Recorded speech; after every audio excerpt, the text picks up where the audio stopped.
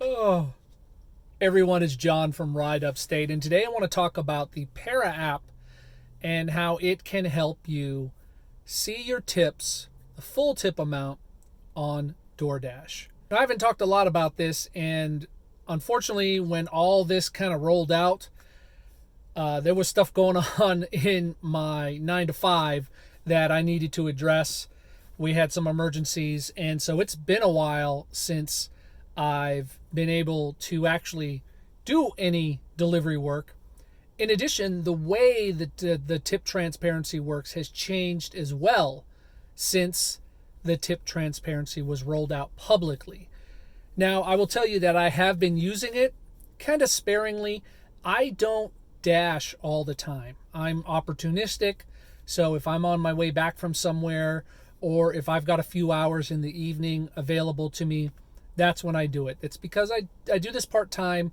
I have a day job that covers all my bills. So this is all just kind of extra money, spending money, vacation money, whatever you want to think about it.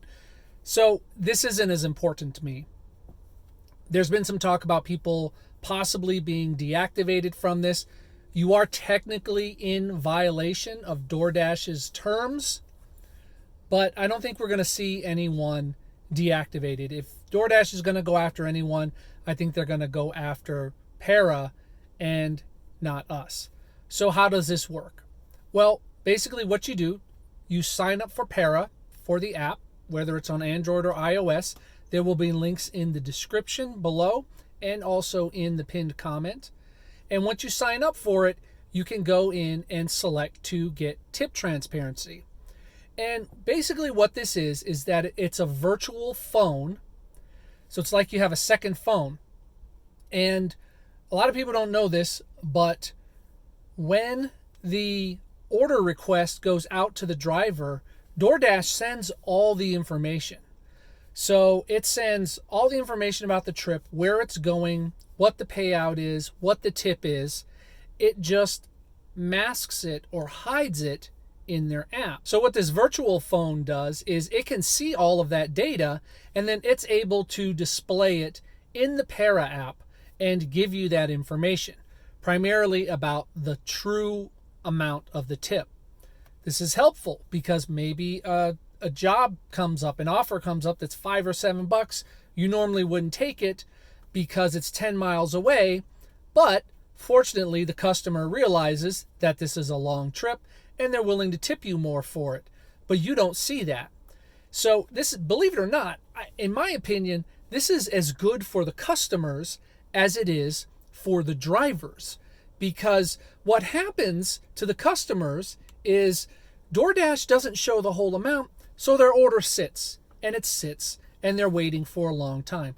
I mean, there have been cases where it's been an hour and a half since someone placed an order and was expecting it, and now all of a sudden they can't get it because the full amount of the tip isn't provided.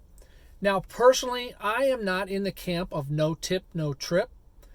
I believe a tip is earned. I don't believe we deserve it. I also believe that these delivery apps should be paying us more as well. However, I'm more into looking at it, is it, number one, worth my time, and is it worth the drive of the distance? I try and get as close to $2 per mile as possible, and I try and get as close to $30 an hour as possible.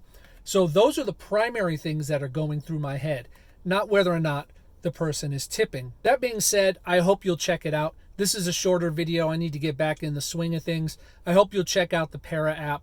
I plan to do a more thorough walkthrough of the app and how to use it and how I use it in the future. But for right now, check out the Para app. Links in the description and the pinned comment below.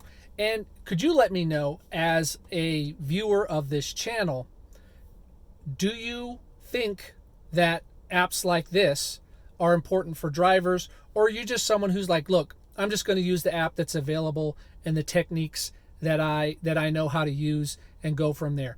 Let me know in the comments below.